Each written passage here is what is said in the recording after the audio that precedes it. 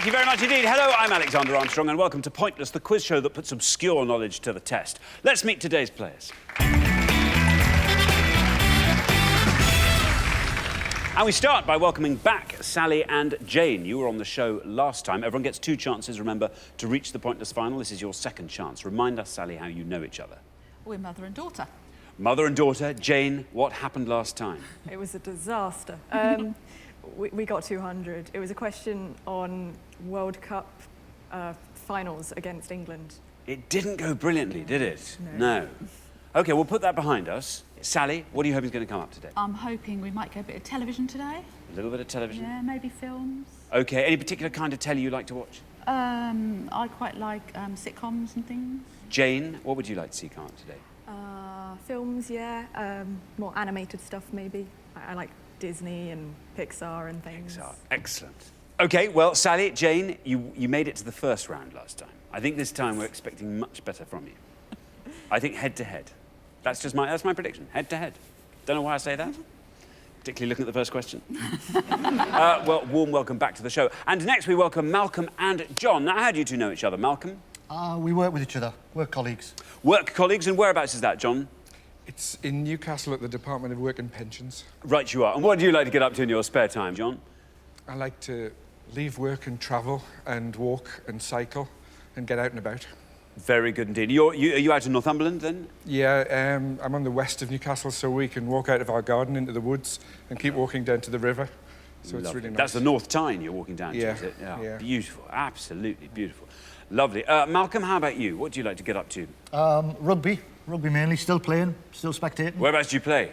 Ponteland Rugby Club. Admittedly the old men team, but still playing. Anyway, well, lovely to have you on the show, Malcolm and John. Welcome to Pointless. And next we welcome Luke and Ben. Now, how do you two know each other? We met at a dinner party, but it wasn't really that grown up. It ended up in a wine-filled mess. Hang on, don't all dinner parties? Even grown-up ones? I don't know, we were thinking it was probably going to be quite a classy affair, and... No. It was a wine-filled mess. What do you do, Luke? I sell kitchens, but I like to call myself the dream maker. If you are dreaming about kitchens, that is, then I'll sort that dream out. OK, you can sort out whatever my kitchen dream is. Yeah. Wow. What is your kitchen dream, Alexander? Do you know what? I was just trying to think what my kitchen dream was. Oh, well, it's... It's probably a marble top, right? Yeah. You can sort him out, can't you, mate? That's amazing. There's a man over there making my dreams before I've even had them. The dream maker. It's great to have the dream maker on the show, Isn't it? We've never had a dream maker Guys, on. could you call him that for the rest of the show? Yeah. Maybe we could get this badge Can we change that? Listen, in your dreams, it says the dream maker. Perfect. We're going to make that dream come true, Luke. The dream team. The dream team. Oh, that Whoa, ain't... hold on. Big expectations there if you're going to call us a dream team. No, we'll go with the dream maker and Ben. All right. Yeah, I'm cool with that. Well, listen, Luke, Ben, it's lovely to have you here. Thank you. Very, very best of luck. And finally, we welcome back Gemma and Steve, who were also on the show last time. Gemma, remind us how you two know each other. We're a couple. And Steve, what happened last time? It's Americans, presidents and their running mates. You just had a high score early on. Yeah, everyone else scored really quite low, didn't they? My fault. No, it wasn't. No one's fault. There's no such thing as fault, Gemma, in this game. But yeah, it was your fault. Yeah, I was waiting for that. Now then, Steve, we discovered last time that you work for an aircraft manufacturer. Now, what did you do before that? I was in the RAF for 23 years, so I ended up being in the Red Arrows for the last 6 years.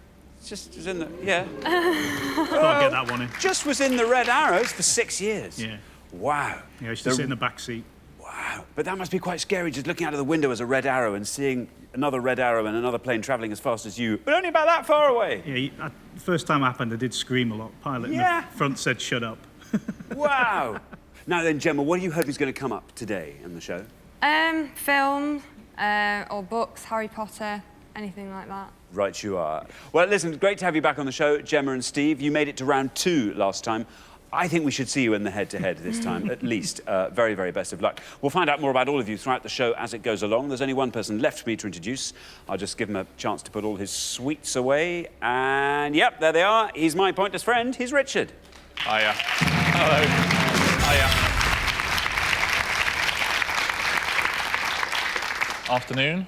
Top of the afternoon to you. I think our first 2 questions today are rather good. Very, very different. Both very different skill sets, but I think both excellent questions. Should be a cracking show all round, I think. Good stuff. Very good indeed. Now, all our questions on Pointless have been put to 100 people before the show.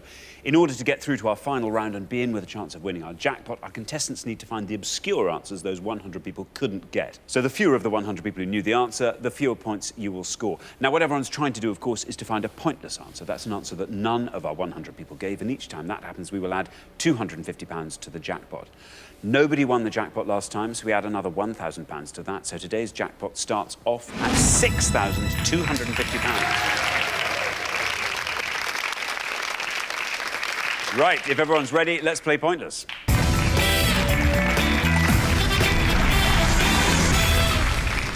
Now, in the first round, each of you must give me one answer, and you cannot confer with your partner. Whichever pair has the highest score at the end of the round will be eliminated, so try and make sure that's not you. OK, our first category today is pop music. Can you decide in your pairs who's going to go first, who's going to go second? And whoever's going first, please step up to the podium.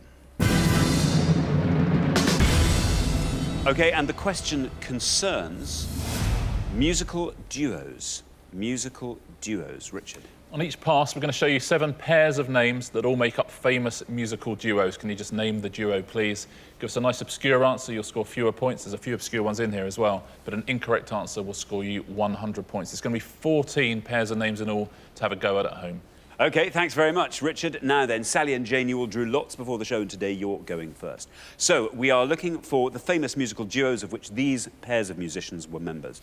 And we have got Kurt Smith and Roland Orzabal, Paul Tucker and Tunde Bayou, George Michael and Andrew Ridgeley, Peter Cox and Richard Drummie, Alison Moyet and Vince Clarke, Mark Armand and David Ball, Tom Rowlands and Ed Simons. I'll read those all one last time. Kurt Smith and Roland Orzabal, Paul Tucker and Tunde Bayou, George Michael and Andrew Ridgeley, Peter Cox and Richard Drummie, Alison Moyet and Vince Clarke, Mark Armand and David Ball, Tom Rowlands and Ed Simons. There we are. 7 pairs of musicians. Sally, what do you make of that board?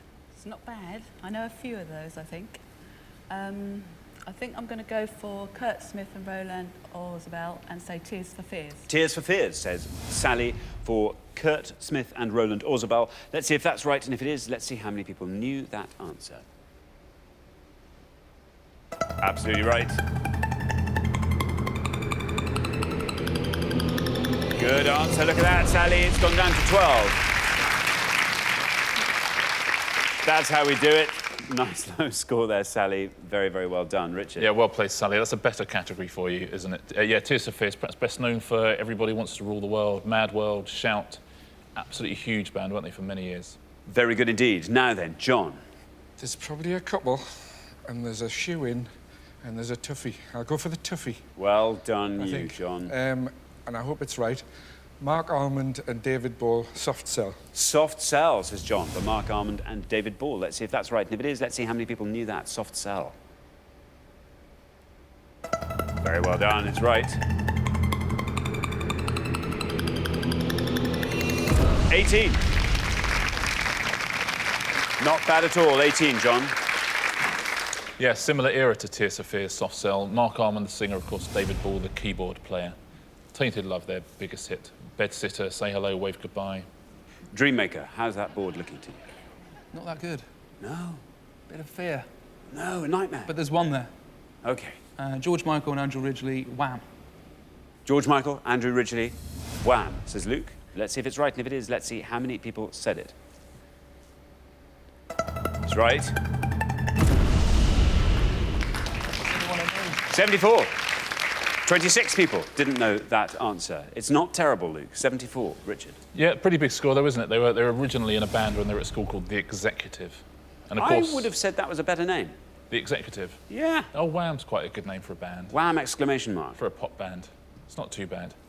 Andrew Ridgeley's down your way now, I think in Cornwall, isn't he? He does a lot of surfing and what have you. There's a guy who's worked out how to be happy in life. Yeah. Andrew Ridgeley made millions upon millions in his 20s and spent the rest of his life surfing down in Cornwall with his wife. Might be looking for a kitchen. I was just thinking, yeah, wow. He could probably get one of those taps that give you boiling water. He's got that much money. Oh, wow, he did well in the 80s, didn't he? Oh. A tap with boiling... How many taps with boiling water do you fit a year, Luke? Me personally? Yeah. Oh, none. Anyway, what are we doing here? Talking about how Andrew Ridgely has got it made. Oh, pointless, that's what we're doing. OK, very good. Now then, Steve, you're the last person to have this board, so you can take us through it and fill in all the gaps. I only know one, definitely, and that's the Alison Moyet and Vince Clarke, and that's Yazoo. Yazoo, Alison Moyet and Vince Clarke. Let's see if that's right, and if it is, let's see how many people knew that answer.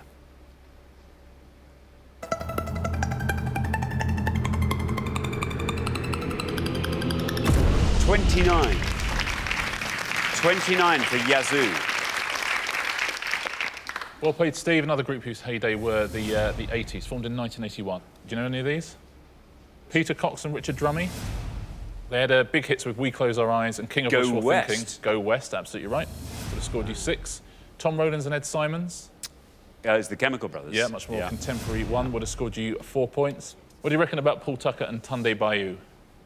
Lighthouse Family. Lighthouse Family, absolutely right. Would have scored 1 point. Very well done if you said that at home. That's the best answer on the board. There you go. Well, thanks very much indeed, Richard. Well, we're halfway through the round. Let's take a look at the scores as they stand. The best score of the past so far. Well, Sally and Jane making up for lost time here. 12. Lovely low score there from you, Sally. Then we go up to 18, where we find John and Malcolm.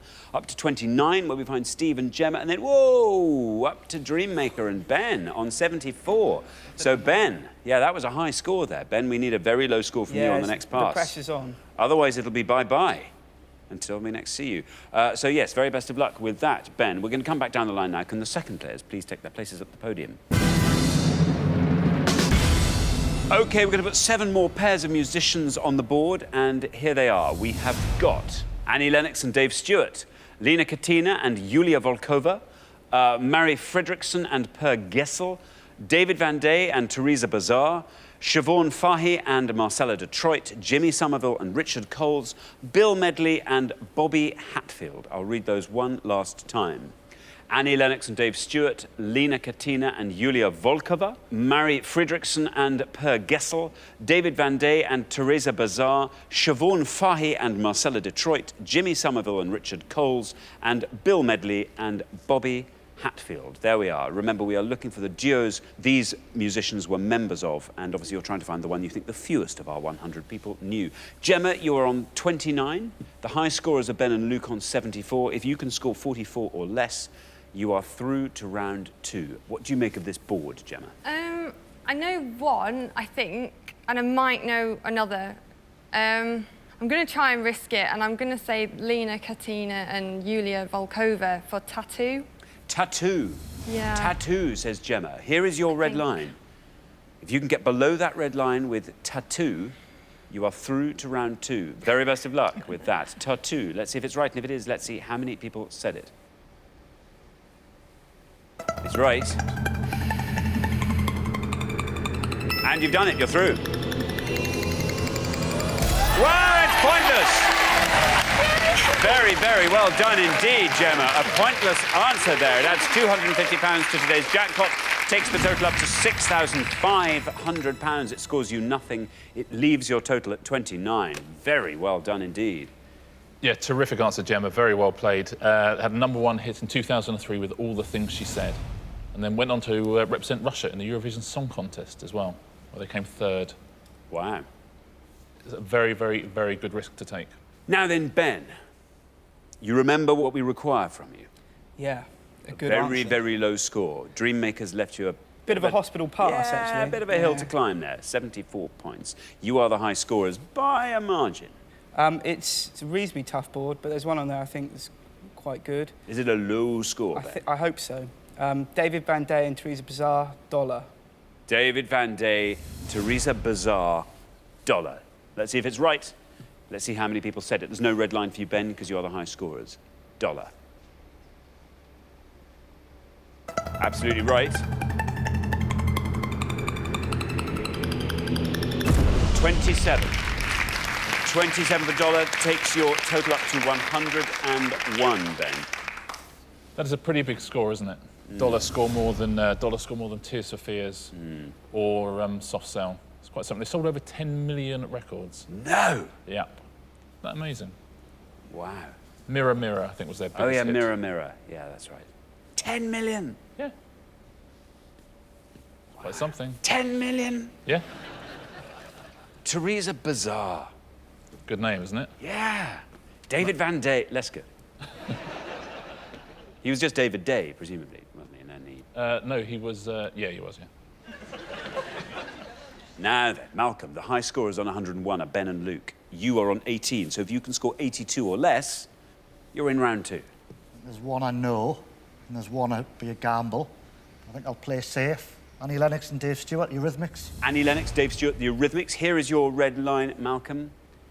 Nice and high. If you get below that red line with the Eurythmics, you are through to the next round. Let's see if it's right. Let's see how many people said the Eurythmics. Absolutely right. And you are through. Very well done. 44. Superb. Takes your total up to 62. Well played, Malcolm. There's a band who sold considerably more than 10 million records, the Eurythmics. They were both in the band The Tourists as well, Dave Stewart and Annie Lennox, before they formed the Eurythmics. Now then, Jane, you're on 12. The high scorers are still Ben and Luke on 101. If you can score 88 or less with your answer, you are through to the next round. However, what do you make of what's left of the board? I don't know any. I'm going to have to make a guess. Oh, Ben and Luke. I know. Dreammaker. OK, well, talk us through your thinking. Well, I'm going to have to make a complete guess. Pet Shop Boys are a duo, and I don't know their names, but I'm going to guess and say Jimmy Somerville and Richard Coles. Jimmy Somerville, Richard Coles, Pet Shop Boys, you are saying. What are you thinking, Sally? Never mind what I'm thinking. Discretion, the better part of valour, eh? Now then, let's see if it's right. If it is, let's see how many of our 100 people said Pet Shop Boys for Jimmy Somerville and Richard Coles. Oh, bad luck, Jane. I'm afraid that's an incorrect answer, which means you score the maximum of 100 points. I'm sorry to say that takes your total up to an unbeatable 112. Sorry. Yeah, sorry, Jane, the logic is right. The Pet Shop Boys, as you say, a duo. Now, Richard Coles is now a vicar, isn't he? The Reverend Richard Coles in Northamptonshire, and a lovely fella. But Very nice fella. With due respect, he wishes he was in the Pet Shop Boys. Imagine the money he'd have then. Yeah. They've sold over 100 million records. Yeah, that would swell the stipend, wouldn't it? Yeah, wouldn't it just? Wouldn't it just? But they were actually in the Communards. Don't Leave Me This Way was their huge #1 hit. Had many other hits as well. The Communards would have scored 14 points. Very well done if you said that. The Pet Shop Boys are Neil Tennant and Chris Lowe. Let's take a look at the rest of these. Siobhan Fahey and Marcella Detroit. Shakespeare's sister. Shakespeare's sister, absolutely right. Had a big #1 with Stay. That's 16 points. Marie Fredriksson and Per Gessler. I did that Roxette. It is Roxette, yeah. 4 points that would have scored you. Released an album called, their greatest hits album was All Killer, No Filler. Don't muck about, do they, Roxette? And Bill Medley and Bobby Hatfield? They're one of the, it's either Righteous Brothers or Eiley Brothers. What are you going to go for? Righteous Brothers. Is the correct answer. It's the right answer. Very well done. 7 points. So the best answer on that board, as Gemma knew, was Tattoo, so very well done if you said that at home. Thanks very much, Richard. So at the end of round 1, the losing pair with the highest score, I'm sorry to say once again, Jane and Sally. Oh, and you started off so well.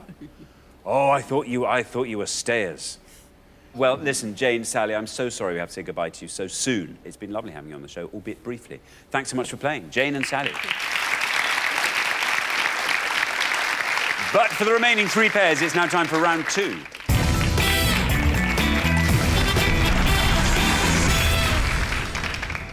And so, 4 pairs become 3 pairs, and at the end of this round, one of the pairs in front of me now will be leaving us. Anyway, round 2, anything can happen, and our category for round 2 is children's books. Children's books. Can you all decide in your pairs who's going to go first, who's going to go second? And whoever's going first, please step up to the podium. OK, let's find out what the question is. Here it comes. We gave 100 people 100 seconds to name as many friends of Thomas the Tank Engine as they could. That's nice, isn't it? Yeah, friends of Thomas the Tank Engine. Everyone can play along with that one. Yeah. We're looking for any named character who appears in the title of any of the 65 books that comprise the My Thomas Story Library. That's up to the beginning of May 2012, please. So any of Thomas the Tank Engine's friends who appear in the title of one of those 65 books, please. We won't accept Thomas, and we also won't accept the Troublesome Trucks. Oh, I'm glad. Yeah, I am so glad. I know. Those trucks. Troublesome, that's not the half of it. Now then, Malcolm, a nice obscure friend of Thomas. Never read any of these. Right. But I think I've got one. Fat Controller. OK, the Fat Controller, says Malcolm. The Fat Controller. Let's see if it's right, and if it is, let's see how many of our 100 people said the Fat Controller. It's right. 62. Fat Controller, big score. Yes, in America they refer to him as Sir Topham Hatt. Now then, Dream Maker. Dream Maker, what do you make of this? I'm going to opt for James. James. James says Dream Maker. Let's see if that's right, and if it is, let's see how many of our 100 people said James.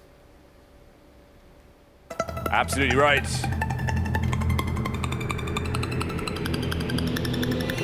Oh, look at that. There we go, 15.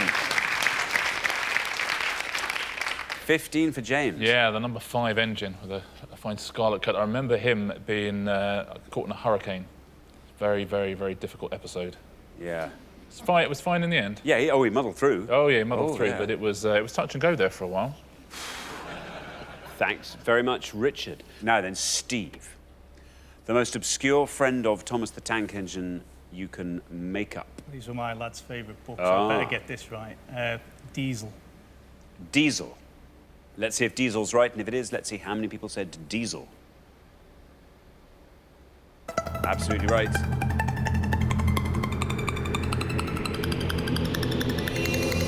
Oh, look at that, 2, Steve. Fantastic answer there. Diesel scoring just 2. Well played, Steve. He's another troublemaker, Diesel. Always got a smirk on his face. Yeah. Always trying to prove himself better than the steam engines. Yeah. You know, he's not better, he's newer, that's all. Yeah. That's all. Yeah. Doesn't make him a better person. No. Slash engine. No. Does it? No. Well, we're halfway through the round. Let's take a look at the scores as they stand. Steve and Gemma. Lovely low score, once again, of 2. Now then, Dreammaker, Ben, 15. Can't be too upset with that. Malcolm and John. Oh, Fat Controller, you were thrilled with that answer. It's the only one I had. I'm afraid it's put you right at the head of the field there. So, John, we're going to have to see what happens in the next pass, but whatever happens, it's going to rely on a really good low answer from you if you're going to have a hope of staying in the game. Best of luck with that. We're going to come back down the line. Can the second players please take their places at the podium? OK, now then, Gemma. We are looking for friends of Thomas, and as ever, you're going to try and find the one you think the fewest of our 100 people knew. OK. You're the low scorers on 2. 62 is the high score. You're on 2, so a score of 59 or less from you will see you into the head-to-head. I used to watch it when I was little, so I think there was a bus called Bertie, so I shall say Bertie. Bertie, you're saying, what do you think, Steve? Yeah. Yep, Steve thinks that's good. There is your red line, Gemma. If you can get below that red line, you are through to the head-to-head. Bertie, the bus. Let's see if Bertie's right, and if it is, let's see how many people said it. That's right. And you are through to the head-to-head. Well done. 7. Very, very well done indeed, Gemma. That gives you a total of 9, a single-figure total. Very impressive. Another good score from Gemma, yeah. Bertie the bus, absolutely right. He's a very friendly fellow, Bertie the bus. OK, thank you very much. Now then, Ben. Ben, you're on 15. The high scorers are still John and Malcolm on 62. You can score 46 or less. You are in the head-to-head. Well, I've got quite a young son, and I read him these books, so I know a fair few characters. I think I'm going to go for Harold. Harold, is it right? How many people said it? Absolutely right. You are in the head-to-head. Very well done. 1. The best score of the round, Ben. Takes your total up to 16. I was going to say Harold if I were playing. Oh, well, That was what That's I a good answer, isn't it? Yeah. Yeah, so it was worth reading those books, wasn't it?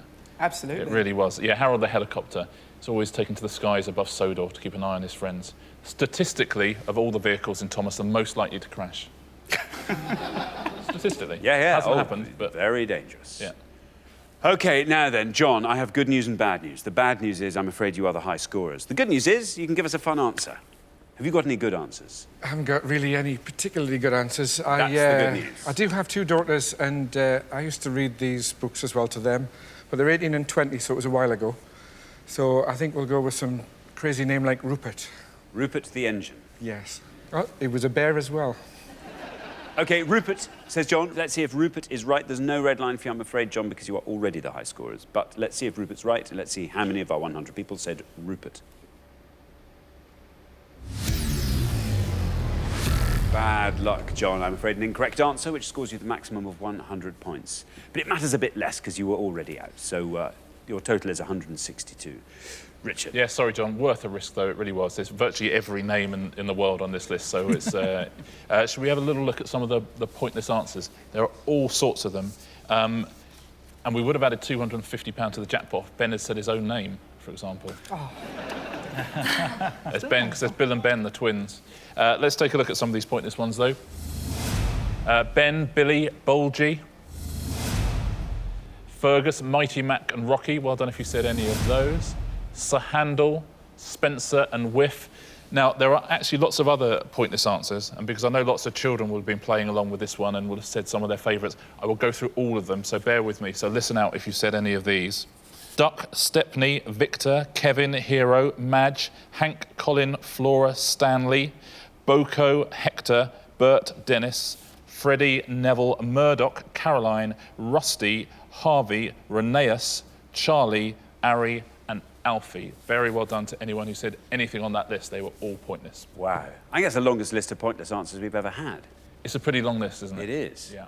Anyway, well, thank you very much indeed, Richard. So I'm afraid the losing pair at the end of our second round is John and Malcolm with our high score of 162.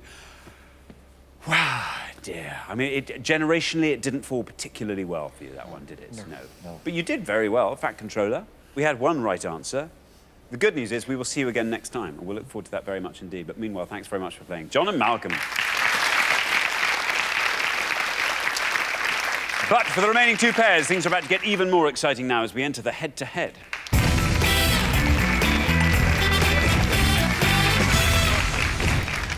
Well, congratulations, Gemma and Steve, Luke and Ben. You are now only one round away from our final and a chance to play for our jackpot, which currently stands at £6,500.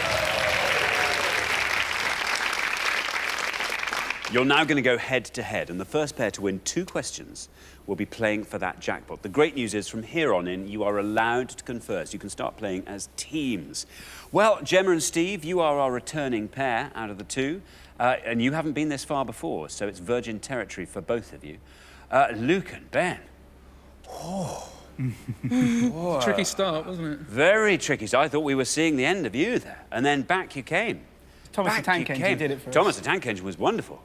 Absolutely wonderful play there. But Gemma and Steve have been our consistent low scorers throughout the game so far, so they would seem to be the pair to beat. Who knows? Anything might happen. Let's play the head-to-head.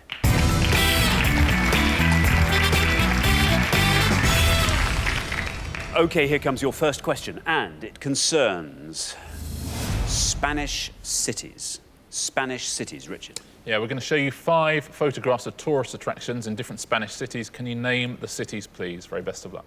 OK, let's reveal our 5 pictures of Spanish cities, and here they are. We have got A, B, C,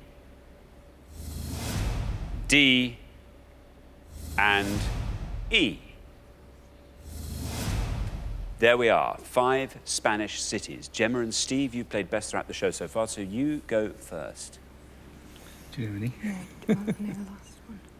I only know one. I might know A. Go with what you know. Shall we go with E? Go with what you definitely know. Yeah, E, Barcelona. E, Barcelona, say Gemma and Steve. E, Barcelona. Now then, Luke and Ben, you can talk us through the board if you like. Do your thinking out loud. It's pretty easy. It's not. Yeah, basically we don't really... Well, we think we know one. I'm not sure about the rest. OK. So we think C is Bilbao. OK.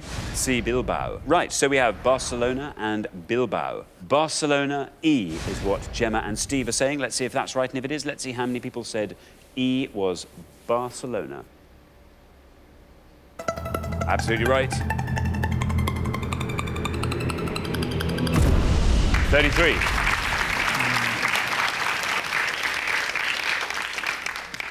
33. Now then, Luke and Ben, you have said that C is Bilbao. Let's see if that's right, and if it is, let's see how many people said it's C, Bilbao.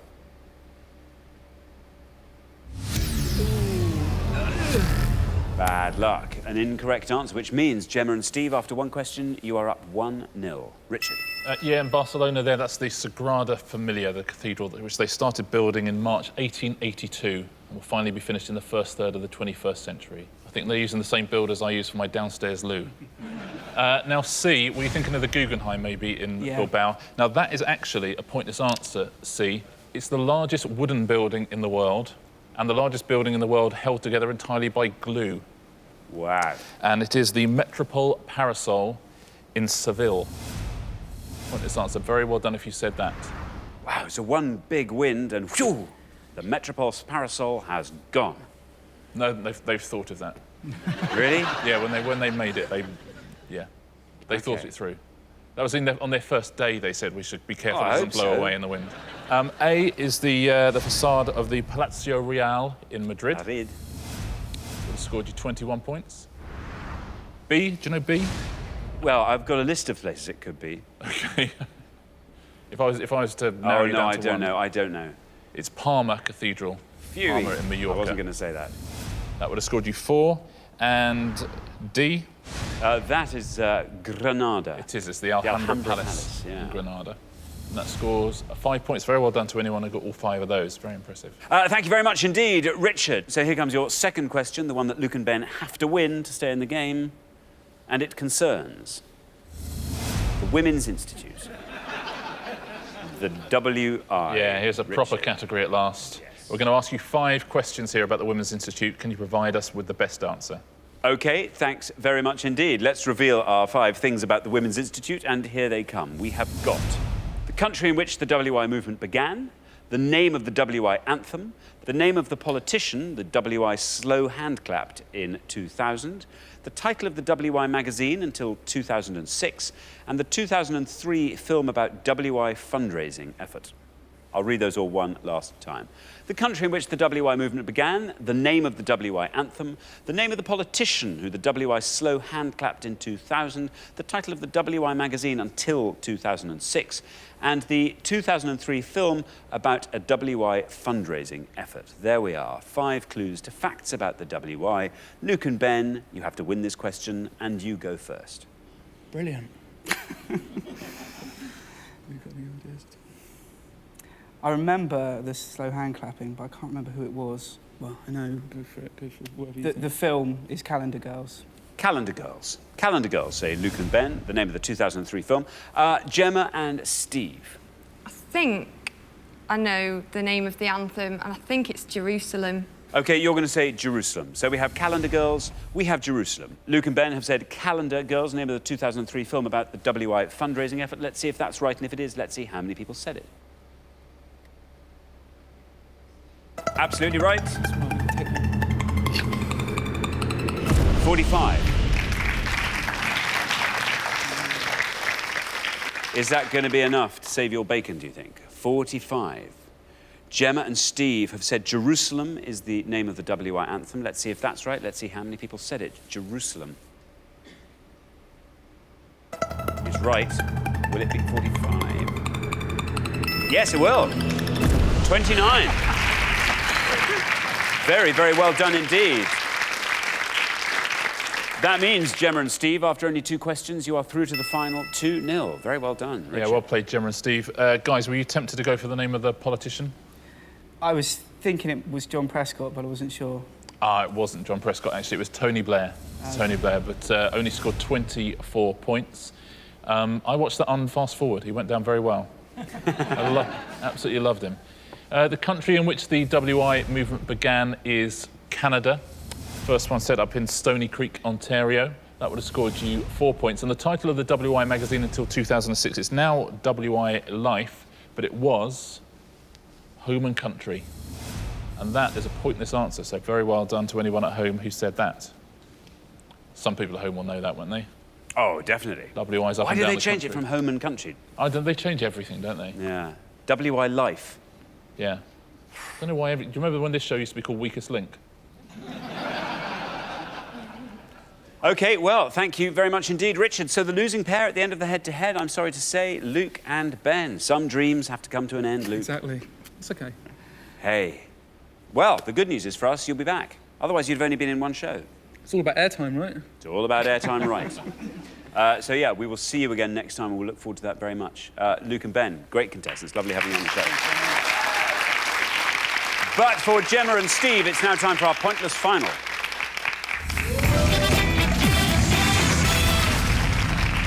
Well, congratulations, Gemma and Steve. You fought off all the competition and you have won our coveted pointless trophies.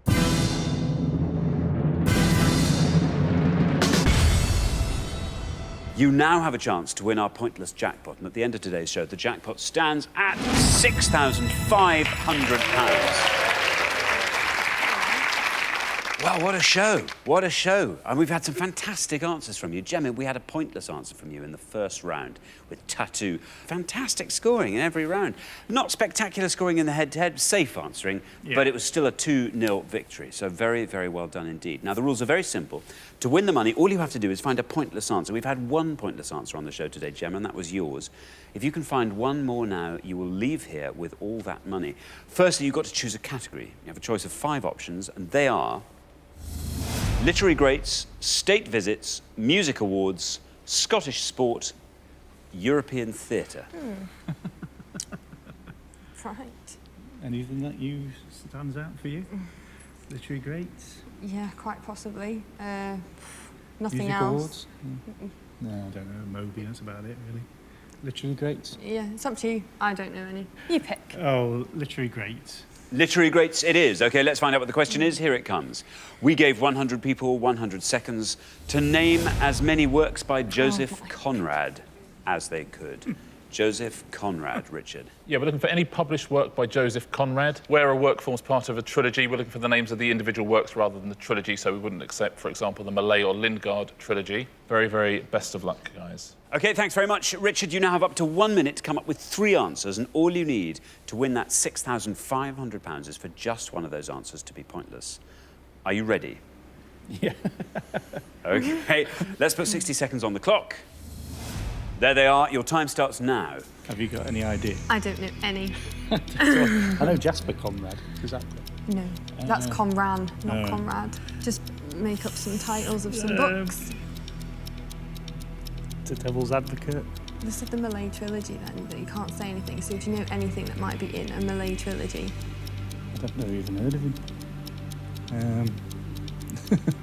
Why don't we say, I don't know, say Black Narcissus. And then you can make up 2 more. Devil's Advocate. Okay. What does he sound like he'd write? Sort of... I don't know, sounds like sort of I've got no idea. Sort of trilogy, sort of science fiction sort of things. Like, yeah, so pick one. Say like The Crusades or something. The Last Crusader. Yeah. OK, your time is up. We were looking for works by Joseph Conrad. I now need 3 answers from you. Okay. We haven't got a clue. No. OK. These are quite often my favourite last one. Yes, yeah. We're just going to make some up. OK, so. good. Devil's Advocate. Devil's Advocate. The Last Crusade. The Last Crusade. And Black Narcissus. And Black Narcissus. OK, of those 3 answers, is there anyone you want to...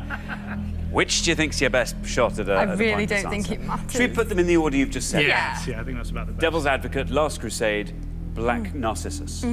OK, let's put them up on the board in that order, and here they are. We have got Devil's Advocate, The Last Crusade, and Black Narcissus.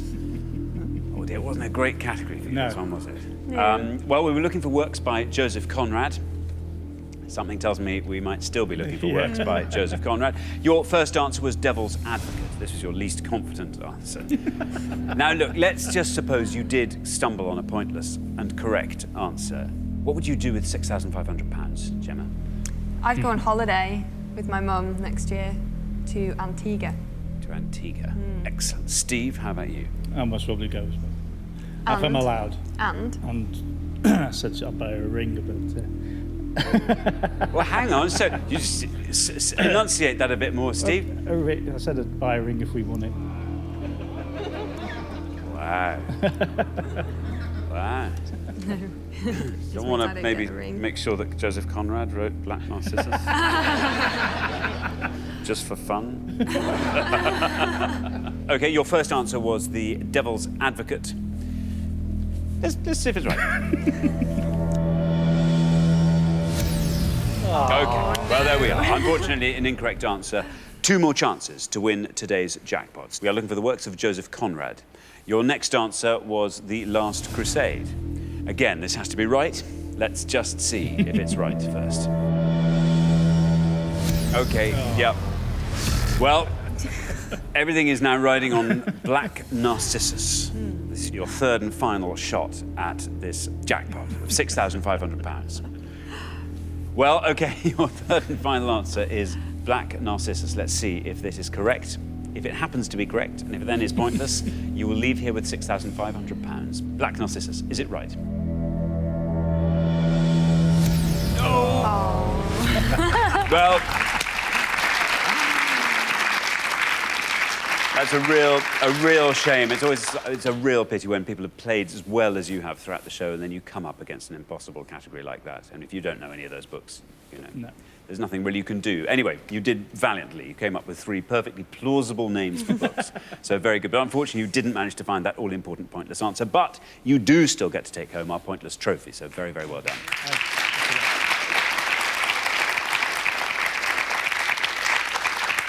Yeah, just the wrong category for you guys. I'm sorry about that. The big scorers out there were Heart of Darkness, Nostromo, Secret Agent, Lord Jim. Those are the bigger scorers. But let's take a look at some of the pointless answers. I know some people at home will have got a few of these. Notes on Life and Letters, that's a series of his essays and reviews. Suspense, that's commonly called his last unfinished novel. Tales of Unrest, that was 5 short stories. The Arrow of Gold, that was his first post-World War I novel. 2 works that he wrote with Ford Madox Ford, The Inheritors and The Nature of a Crime. Both of those pointless. The Rescue, that's the first in the Malay trilogy. Twixt Land and Sea, and another novel, Under Western Eyes. You could also have had a set of 6 or Tales of Hearsay. Very well done if you said any of those pointless answers. OK, thank you very much. Well, unfortunately, we do have to say goodbye to you, Gemma and Steve, but it's been great having you on the show. Thank you both so much for playing. Thank you, Gemma and Steve. Well, Gemma and Steve didn't win our jackpot today, which means it rolls over onto the next show when we will be playing for £7,500. Join us then to see if someone can win it. Meanwhile, it's goodbye from Richard. Goodbye. And it's goodbye from me. Goodbye.